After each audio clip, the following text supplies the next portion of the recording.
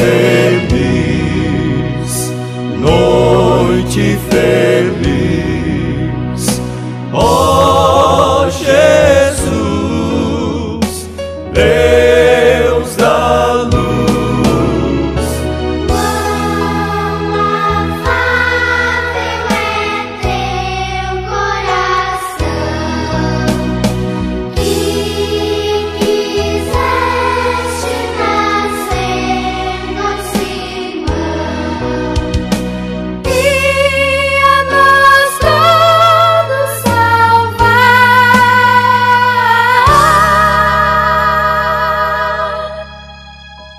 e a nós todos salvar.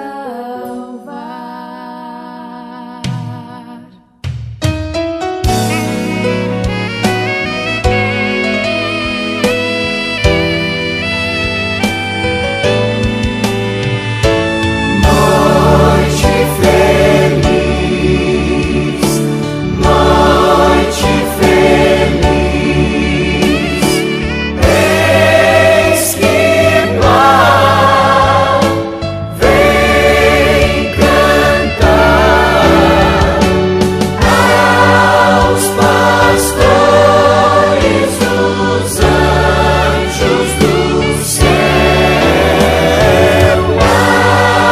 anunciando a chegada de Deus, de Jesus Salvador,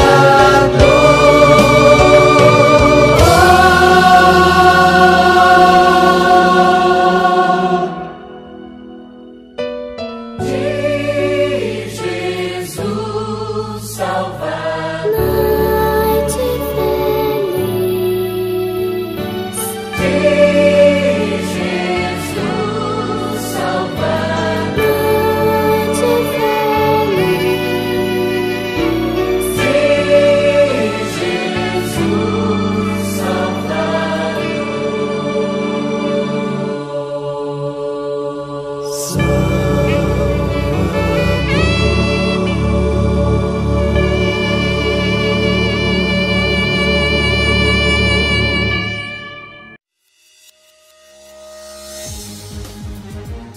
O apóstolo Paulo diz: agora, pois, já nenhuma condenação há para os que estão em Cristo Jesus.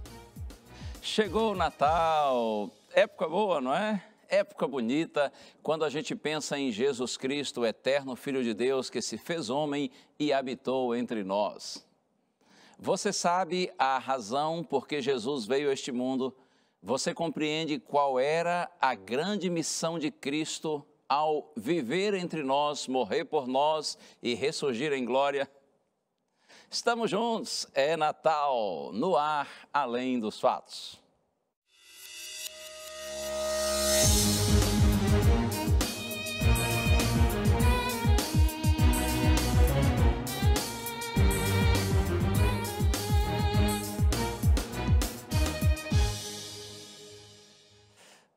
Noite especial, não é? Momento lindo, momento sublime, e eu tenho muita gratidão a você por me dar o privilégio de estar na sua casa, de desfrutar agora da sua companhia e talvez da sua família que esteja aí com você. É muito natural e muito normal, não é? Na noite de Natal, muitas famílias se encontram, momentos de alegria, de descontração, de fraternidade. Isso é muito próprio, isso é muito bonito, mas olha, talvez, eu sei que certamente isso acontece. Eu devo estar falando agora para alguém que está se sentindo só, está se sentindo triste, está talvez longe da família, longe dos amigos. Talvez você esteja vivendo um momento assim bem adverso, bem complicado. Quem sabe até esteja conseguindo sorrir, mas escondendo lágrimas por trás dos seus sorrisos. Eu quero dizer para você que assim é a vida. Muitas vezes nós temos que transitar entre alegrias e tristezas, entre realizações e frustrações. Muitas vezes nós nos sentimos confortáveis, bem acompanhados, alegres, e às vezes é assim, a gente se sente desconfortável, triste, solitário. Mas olha aqui uma coisa, continue olhando para o céu, Continue olhando para Deus, olhando para cima. A despeito dos momentos difíceis, quando a gente confia no Senhor e anda com o Senhor, nós vencemos o mal com o bem, nós vencemos a tristeza com alegria, nós vencemos as lágrimas com sorrisos, porque é de Deus que vem a nossa vitória. Que o Senhor te abençoe muito nesse dia, esteja você sozinho ou acompanhado, esteja você entre amigos, entre familiares queridos, ou esteja vivendo aí esse momento meio difícil, confie no Senhor. A nossa vitória vem do Senhor. E aí, está feliz com a chegada do Natal, dia especial, dia festivo, não é? Momentos assim tão agradáveis quando nós estamos com pessoas que nós amamos e o nosso coração se volta mais para Deus e para a realidade de que Jesus Cristo é o nosso maravilhoso Salvador.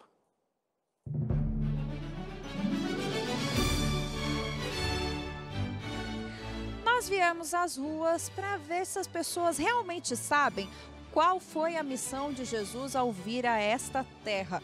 Será que elas estão mais preocupadas com o Natal, as festividades, ou elas realmente sabem responder essa pergunta? Olha só, qual foi a missão de Jesus Cristo ao vir aqui na terra? Nossa, moça, salvar, né? Acho que é isso. A missão de Jesus foi para passar umas mensagens de fé, de esperança, de união entre todo mundo.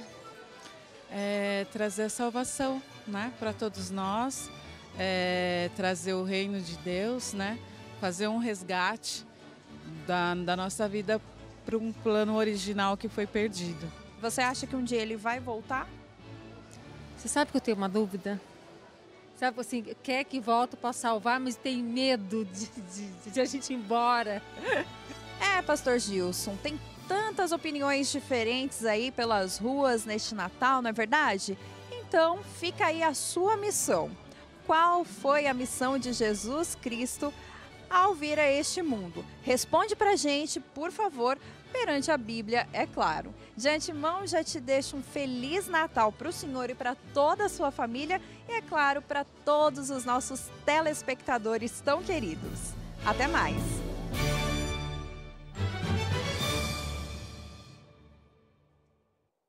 Ok, Ana, é com muito prazer que eu compartilho essa mensagem, essa reflexão bíblica. Eu aproveito e desejo a você também, Ana Lima Salatiel, e todos os familiares de vocês, um Natal muito feliz e muito abençoado. E que essas bênçãos desejadas para a Ana, para o Salatiel, se multipliquem, se espalhem pelo Brasil e pelo mundo e cheguem a você, a sua casa, a sua família. Para que em Deus nós tenhamos realmente paz, tenhamos alegria, tenhamos esperança. Antes de abrir a Bíblia, vamos orar juntos, pedindo a orientação do Senhor. Pai querido, por Tua graça, Senhor, nós, Teus filhos, nos voltamos a Ti e Te clamamos, abençoa-nos mais uma vez, para que ao refletirmos em Tua palavra, aqui no programa Além dos Fatos, a mensagem alcance nosso coração e direcione nossa vida, segundo a Tua vontade. Oramos no nome santo de Jesus. Amém. Eu não tenho dúvida de que o Natal é sim a confirmação de uma promessa feita por Deus à humanidade há muitos séculos. Quando você estuda a Bíblia, você compreende que logo após os primeiros seres humanos, Adão e Eva, nossos primeiros pais, terem desobedecido a Deus, terem transgredido a lei do Senhor, logo após esse fato, antes mesmo de Deus expulsá-los do Éden, um lugar paradisíaco onde eles viviam e que foi preparado por Deus para eles, antes de expulsá-los do Éden, Deus prometeu aos nossos primeiros pais de que eles e os seus descendentes não ficariam sujeitos ao domínio, à escravidão do inimigo, aquele que os enganou, que os ludibriou a fim de que eles desobedecessem a Deus. Deus prometeu a Adão e Eva de que eles e os seus descendentes não ficariam sujeitos à opressão do enganador. E eu quero ler o texto com vocês. Está aqui, logo no comecinho da Bíblia, Gênesis capítulo 3, verso 15.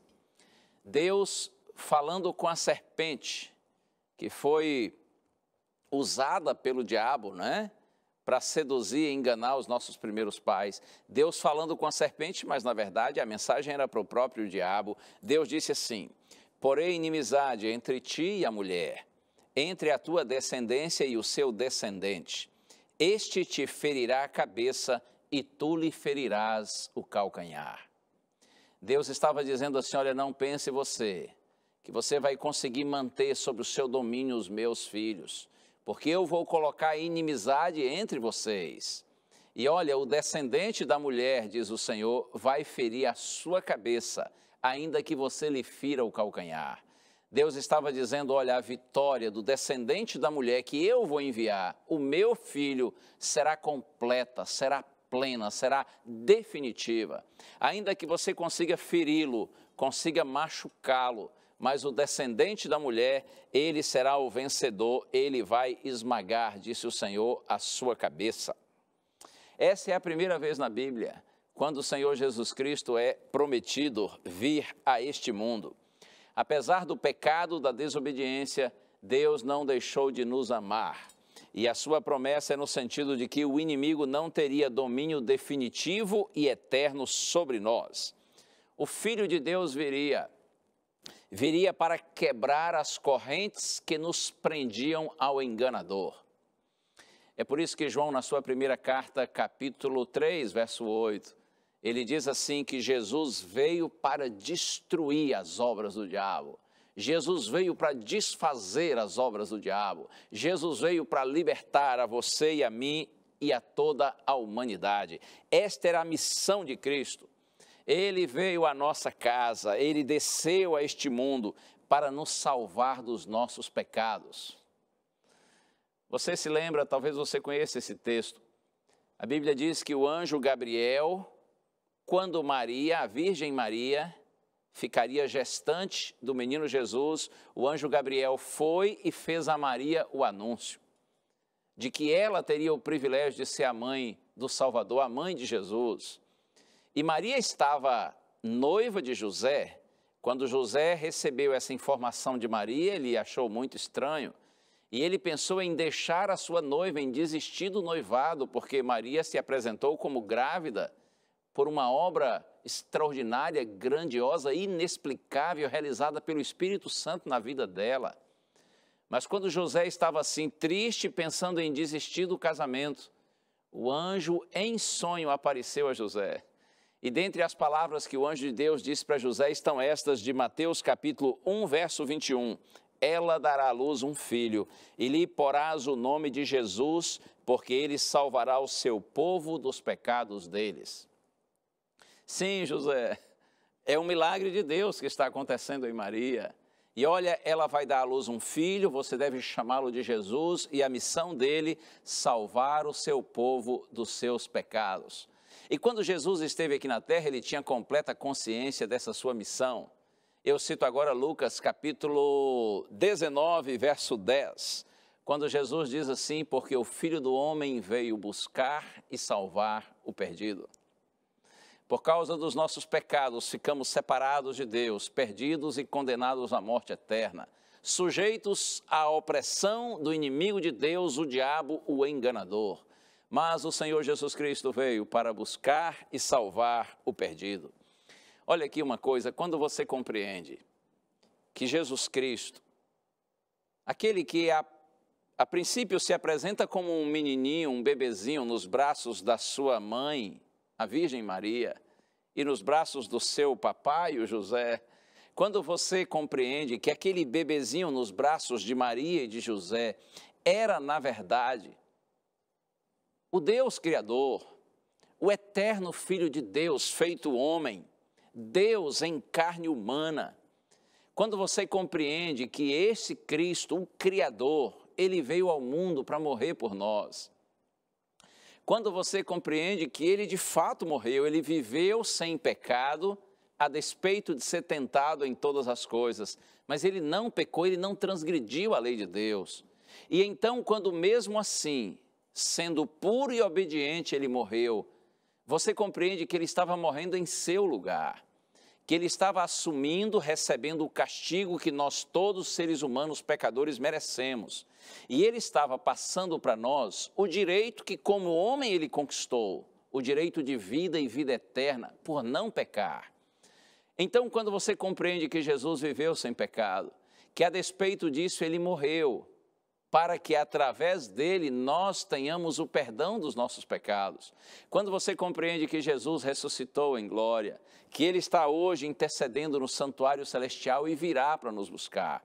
Quando você compreende a missão de Cristo, e mais que isso, quando você aceita Jesus Cristo como o Senhor e Salvador da sua vida, quando você recebe Jesus aceitando o seu oferecimento de graça, de misericórdia, de perdão, ou sim, quando você aceita Jesus como Salvador e Senhor e declara isso diante de Deus e diante dos homens, então o propósito da primeira vinda de Cristo a essa terra está cumprido, está alcançado, porque em Jesus Cristo você e eu nós temos vida e vida eterna.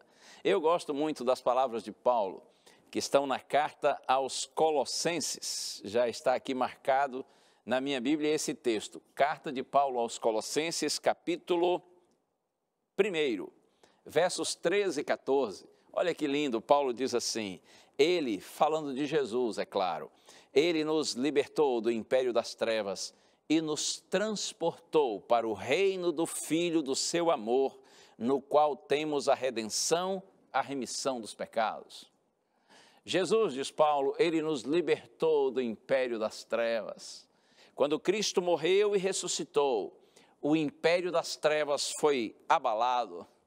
As bases do império das trevas se moveram e a porta da salvação, a porta para a vida eterna, se abriu para todos nós, os seres humanos. Por isso, seja bendito o nome do Senhor. Ele nos libertou, diz Paulo, do império das trevas. Agora veja, ele segue dizendo assim, e nos transportou para o reino do Filho do seu amor, no qual nós temos a redenção, a remissão dos nossos pecados. Observe, quando você crê que de fato Jesus Cristo é o Filho de Deus e ele morreu por você, e você aceita o oferecimento da graça de Cristo e o recebe como seu Salvador pessoal, então você que está livre do império das trevas, agora é transportado para o reino do Filho do seu amor. São beneficiados pelo sacrifício de Cristo, beneficiados de maneira plena, aqueles que de fato aceitam a graça do Senhor, que recebem Jesus como Salvador. Porque eles não só estão livres do império das trevas, mas eles, como diz Paulo, são transportados para o reino do Filho do seu amor. Que bênção, que maravilha! Por isso que eu comecei o programa com o texto de Paulo, agora na carta aos Romanos, capítulo 8, verso 1. Para mim, esse aqui é um dos versos mais lindos da Bíblia. Paulo diz, agora, pois, já nenhuma condenação há para os que estão em Cristo Jesus. Não há condenação alguma para quem está pela fé ligado ao Senhor Jesus Cristo. Por isso que eu imploro a você nessa hora, em nome do próprio Senhor Jesus Cristo, que nesse Natal você compreenda a missão de Cristo. Você compreenda que aquele menininho que cresceu, tornou-se um jovem e depois foi sacrificado, foi crucificado. A morte de Cristo foi por minha causa, foi por sua causa. Jesus morreu para nossa salvação, mas você e eu não adoramos um Cristo morto, porque ao terceiro dia ele ressuscitou em glória. E ele vive, ele está intercedendo por você e por mim, e ele voltará para nos buscar. Assim como ele veio a primeira vez para morrer por nós, ele virá a segunda vez para nos levar para a sua casa. Ele veio à nossa casa para nos salvar, e um dia ele virá de novo à nossa casa para nos levar para a casa dele, para a casa do Pai, e nós estaremos juntos para sempre com o nosso Senhor. Quem tem essa compreensão e aceita essa graça, esse oferecimento de Cristo, então Paulo diz assim, olha, se você está em Cristo, já não há nenhuma condenação para você. Você não precisa temer nada, porque você está ligado ao Senhor Jesus Cristo, e quem está ligado a Cristo tem a vitória. Olha só, aqui mesmo, Romanos capítulo 8. Agora eu vou ler a partir do verso 14. Paulo diz assim: pois todos os que são guiados pelo Espírito de Deus são filhos de Deus. O detalhe é esse: o Senhor, através da palavra e do Espírito Santo, Ele procura fazer com que a gente entenda qual foi a missão de Jesus Cristo. Quando você entende essa missão e recebe Cristo como Salvador, isso significa que o Espírito Santo, o Espírito de Deus, está levando você a essa experiência maravilhosa de renovação espiritual, de reencontro com Deus. E Paulo diz: todos os que são guiados pelo Espírito de Deus, ou seja, todos os que se deixam conduzir pelo Espírito de Deus na direção de Cristo, esses se tornam filhos de Deus. E você dirá: mas como assim todos os seres humanos não somos filhos de Deus? Porque Deus criou a todos? Sim. Nós todos somos filhos de Deus pela criação. Mas somente aqueles que aceitam a graça de Cristo e recebem Jesus como Salvador pessoal é que se tornam filhos de Deus pela redenção. Porque apesar de sermos criados por Deus, nos separamos dele por causa do pecado. Mas quando você recebe Jesus como seu Salvador, você é religado a Deus por meio da graça de Cristo.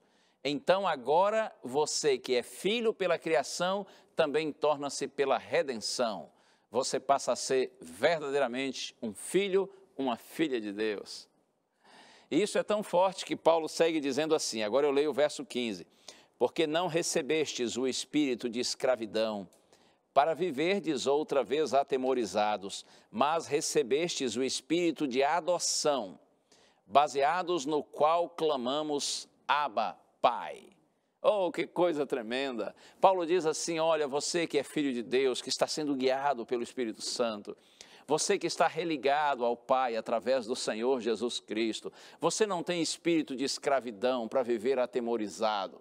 Ou seja, a sua relação com Deus não é como a relação de um escravo com o seu Senhor. A relação sua com Deus agora é a relação de um filho para com o seu Pai. E por isso Paulo diz assim: nós podemos clamar, nós podemos gritar, Abba, Pai. Essa expressão Abba é uma transliteração de uma palavra do aramaico. O aramaico era a língua falada pelos judeus na Palestina no primeiro século. O aramaico era a língua materna do Senhor Jesus Cristo. Quando Jesus, ele orava ao Pai, orava a Deus, ele sempre usava a expressão Abba. Abba significa papai, paizinho, ou como se diz lá na Bahia, painho.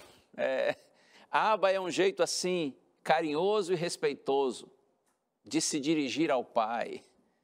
Por isso que Paulo diz assim: olha, nós que agora somos filhos de Deus, guiados pelo Espírito Santo, nós que recebemos Jesus como nosso Salvador pessoal, estamos reconciliados com Deus, nós podemos clamar e dizer Abba, Pai. Enquanto Abba, como eu disse, é a transliteração do aramaico, Pai é a tradução da palavra grega. Então Paulo está como que dizendo assim: a gente pode falar em aramaico, a gente pode falar em grego, na língua que a gente quiser, a gente pode clamar, a gente pode gritar que Deus é nosso Pai, que Ele é nosso paizinho, que Ele é nosso painho, que Ele é o nosso papai, porque a nossa relação com Ele é verdadeira, a nossa relação com Ele é real. E olha, eu vou continuar a leitura. Paulo diz mais assim, agora no versos 16 e 17, o próprio Espírito, o Espírito Santo testifica com o nosso espírito de que somos filhos de Deus. A ideia de que nós não temos nenhuma dúvida quanto a isso. Verso 17, ora, se somos filhos, também somos herdeiros de Deus e co-herdeiros com Cristo. Se com Ele sofremos, também com Ele nós seremos glorificados. Se somos filhos de Deus, somos herdeiros do Senhor. Se sofremos com Ele, passamos pelas dificuldades da vida, muitas vezes até por sermos cristãos.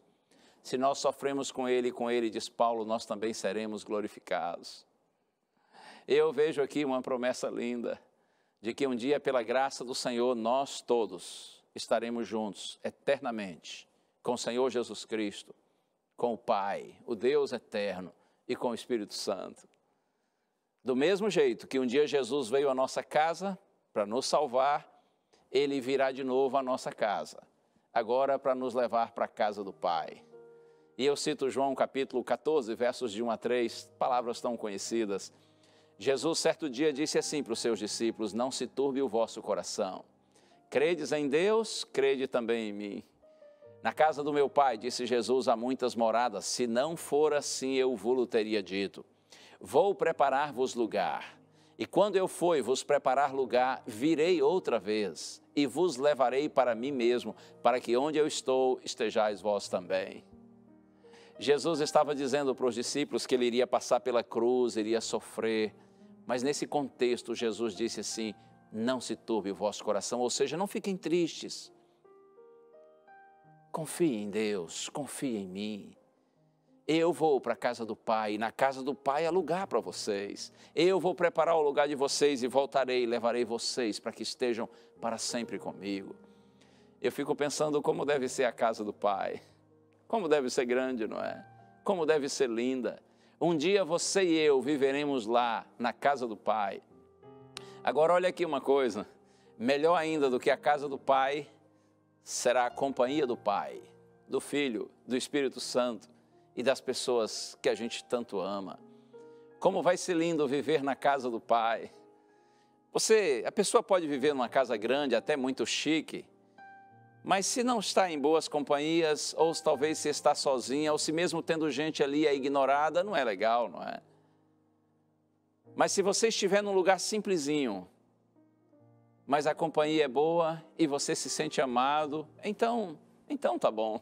Então o ambiente é legal. Pense na casa do Pai. Não só será grande e linda, mas a companhia será maravilhosa. Você e eu, nós seremos amados como nunca fomos. Quando Jesus disse, não se turbe o vosso coração, não se preocupe, é como se Ele estivesse dizendo assim, olha, essa realidade presente de tantas decepções, frustrações, tristezas, de lágrimas, despedidas, separações, solidão, essa realidade presente, ela não é a única, ela não é a última. Vocês precisam ver além desse momento. Existe a casa do Pai, que está preparada para vocês. Vocês não são como que moradores de rua. Estão vivendo essas circunstâncias adversas nesse mundo, mas existe a casa do Pai para vocês. E casa do Pai, casa de pai é casa de filho. Tem lugar para vocês. Oh, bendito Cristo, não é? Existe a casa do Pai, porque existe o Pai. Você e eu não somos filhos do acaso, filhos da coincidência. Nós não somos órfãos, nós temos um Pai. E um dia nós estaremos com o nosso Pai na sua casa. Que Deus lhe abençoe, que neste Natal o Espírito Santo, através da palavra, lhe conduza a Jesus. E que através de Jesus, um dia nós estejamos juntos, eternamente reunidos na casa do nosso Pai. Deus lhe abençoe e lhe dê verdadeiramente um Feliz Natal. Vamos orar juntos? Pai querido, louvado seja teu nome. Obrigado, Senhor, por esse momento tão sublime. Te peço bênçãos, Pai, para todos os teus filhinhos que agora oram comigo, para que compreendam a missão de Jesus, recebam Cristo como Salvador, pela fé vivam com Ele, até o dia quando estaremos juntos na casa do nosso Pai. Oramos no nome de Jesus. Amém. É isso, bênçãos de Deus sobre você, sobre sua família, e lembre-se sempre do que está escrito, de que a fé é a certeza de coisas que se esperam e a convicção de fatos que não se veem. Mais uma vez, Feliz Natal! Tchau!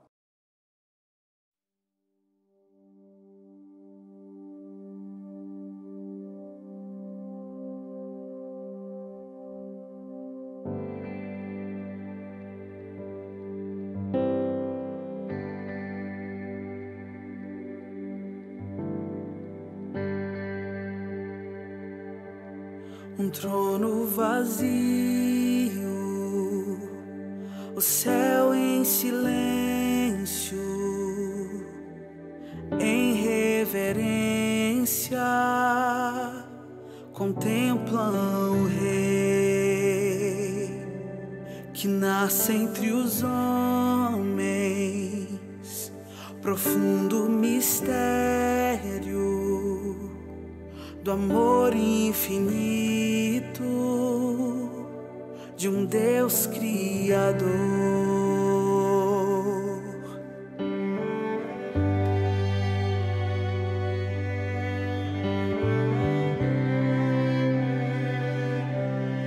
Graça divina, inexplicável,